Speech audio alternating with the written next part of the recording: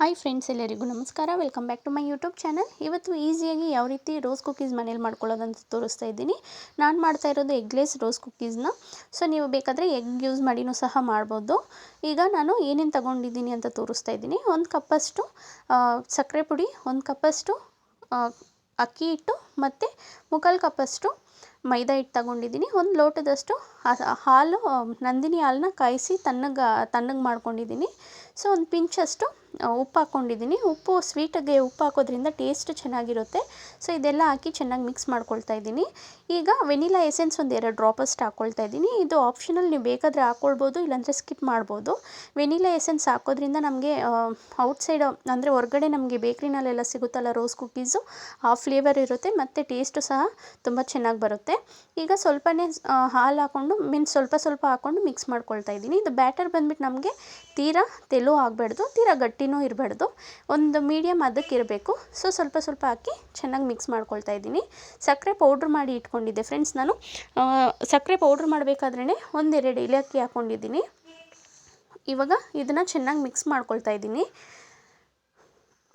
ತುಂಬಾ ಟೇಸ್ಟಿಯಾಗಿರುತ್ತೆ. ನೀವು ಸಹ ಮನೇಲಿ ಟ್ರೈ ಮಾಡಿ. ಮತ್ತು ಮೋಲ್ಡ್ ಬಂದ್ಬಿಟ್ಟು ಈಗ ಎಣ್ಣೆ ಕಾಯಕ್ಕಿಟ್ಟಿದ್ದೆ. ಕಾಯಬೇಕಾದ್ರೇ ಮೋಲ್ಡನ್ನ ಅದಕ್ಕೆ ಎಣ್ಣೆಲೇ ಬಿಟ್ಟಿದ್ದೀನಿ.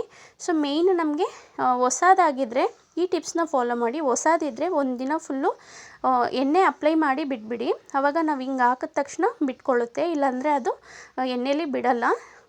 ಆಮೇಲೆ ಬ್ಯಾಟರ್ ಬಂದುಬಿಟ್ಟು ನಾವು ಮಿಕ್ಸ್ ಮಾಡಿ ಅಟ್ಲೀಸ್ಟ್ 1 ಅವರ್ ಬಿಡಿ.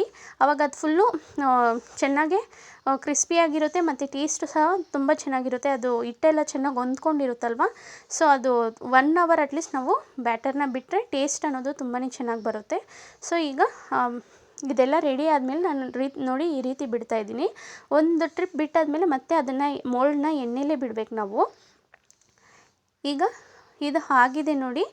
ಹಂಗೆ ಒಂದು ಕೈಯಲ್ಲಿ ತಿರುಗಿಸ್ಕೊಳ್ತಾ ಇದ್ದೀನಿ ನಾನು, ಇಲ್ಲಾಂದರೆ ಅದು ಫುಲ್ ಡಾರ್ಕ್ ಬ್ರೌನಿಷ್ ಆಗಿಬಿಟ್ರೆ ಚೆನ್ನಾಗಿರಲ್ಲ ಟೇಸ್ಟು. ಸೊ ಒಂದು ಮೀಡಿಯಮ್ ಕಲರ್ ಗೋಲ್ಡನ್ ಬ್ರೌನಿಷಿಗೆ ಬಂದರೆ ಸಾಕು. ಮೇಯ್ನು ನೀವು ಬ್ಯಾಟರ್ ಮಿಕ್ಸ್ ಮಾಡ್ಕೊಳ್ಳೋದ್ರ ಮೇಲಿರೋದು, ಇಲ್ಲಾಂದರೆ ರೋಸ್ ಕುಕ್ಕೀಸ್ ನಮಗೆ ಚೆನ್ನಾಗಿ ಬರಲ್ಲ, ಮೋಲ್ಡ್ಗೆ ಅಂಟ್ಕೊಂಡು ಬಿಡುತ್ತೆ, ಬಿಟ್ಕೊಳ್ಳಲ್ಲ. ಸೊ ನಿಮ್ಗೆ ಈ ವಿಡಿಯೋ ಇಷ್ಟ ಆಗಿದ್ದರೆ ಒಂದು ಲೈಕ್ ಮಾಡಿ. Thank you.